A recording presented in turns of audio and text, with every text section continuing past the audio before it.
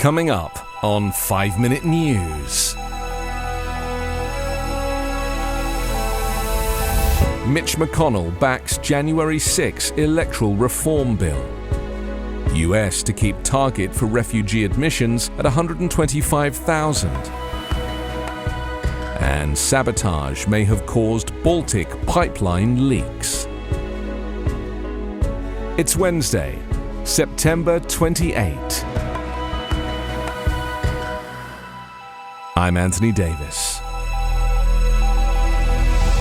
Senate Republican leader Mitch McConnell said on Tuesday he would proudly support legislation to overhaul rules for certifying presidential elections, bolstering a bipartisan effort to revise a 19th century law and avoid any repeat of the January 6 insurrection. The legislation would clarify and expand parts of the 1887 Electoral Count Act, which, along with the Constitution, governs how states and Congress certify electors and declare presidential winners.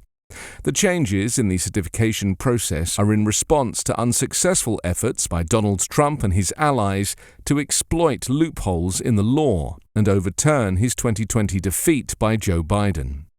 McConnell made the remarks just before a committee vote on the legislation. He said he would back the bill as long as a bipartisan agreement on the language was not significantly changed. McConnell noted that in addition to Republican objections to Biden's win, Democrats objected the last 3 times that Republicans won presidential elections.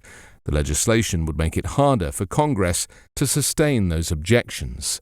A total of 147 Republicans in the House and Senate objected to results in key states won by Biden. Handfuls of Democrats objected to Donald Trump's victory in 2016 and George W. Bush's wins in 2000 and 2004. McConnell's comments gave the legislation a major boost as its bipartisan sponsors push to pass the bill before the end of the year and the next election cycle. Trump is still lying about election fraud as he considers another run. Trump publicly pressured states, members of Congress, and his Vice President Mike Pence to undo Biden's win. Even though Trump's efforts failed, lawmakers in both parties said his attacks showed the need for stronger safeguards in the law. Joe Biden has kept the nation's cap on refugee admissions at 125,000 for the 2023 budget year, despite pressure from advocates to raise it even higher to meet the need after falling far short of that target this year. Refugees advocates have been pushing the Biden administration to do more to restore the U.S. refugee admissions program. The more than 4-decade-old program suffered deep cuts under the Trump administration, which slashed admissions to a record low of just 15,000. Biden raised the cap to 4 times that amount, but so far fewer than 20,000 refugees have been admitted this budget year, which ends on September 30th. That number excludes the roughly 180,000 Ukrainians and Afghans who came to the United States via a legal process called humanitarian parole that got them into the country more quickly than the traditional refugee program that only allows for stays of up to 2 years. Refugees are provided a path to permanent residency. Their admissions are determined by the president each year, and federal funding for resettlement agencies is based on the number of people they resettle in a given year. The 125,000 target is justified by humanitarian concerns or is otherwise in the national interest, Biden stated in his presidential determination. Historically, the average has been 95,000 under both Republican and Democratic administrations. Biden earmarked 5,000 more slots for people from Europe and Central Asia for the 2023 budget year, making room to accommodate those fleeing the war in Ukraine. Meanwhile, the Biden administration is also laying out its plan to meet an ambitious goal of ending hunger in the U.S. by 2030, including expanding monthly benefits that help low-income Americans buy food.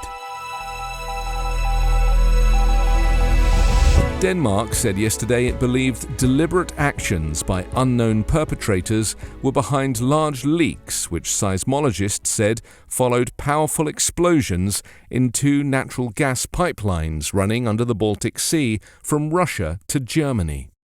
European leaders and experts pointed to possible sabotage amid the energy standoff with Russia provoked by the war in Ukraine.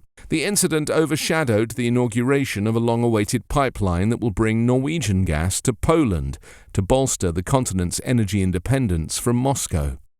The first explosion was recorded early Monday southeast of the Danish island of Bornholm, said Bjorn Lund, director of the Swedish National Seismic Network. A second, stronger blast northeast of the island that night was equivalent to a magnitude 2.3 earthquake. Seismic stations in Denmark, Norway and Finland also registered the explosions. There is no doubt this is not an earthquake, Lund said.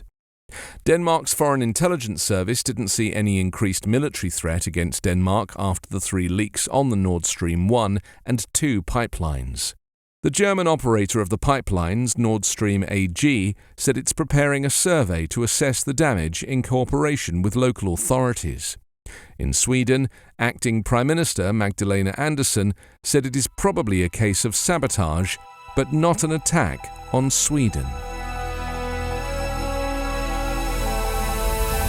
You can subscribe to 5-Minute News on YouTube with your preferred podcast app. Ask your smart speaker or enable 5-Minute News as your Amazon Alexa flash briefing skill. Subscribe, rate and review online at 5minute.news. 5-Minute News is an Evergreen podcast covering politics, inequality, health and climate, delivering independent, unbiased and essential world news daily.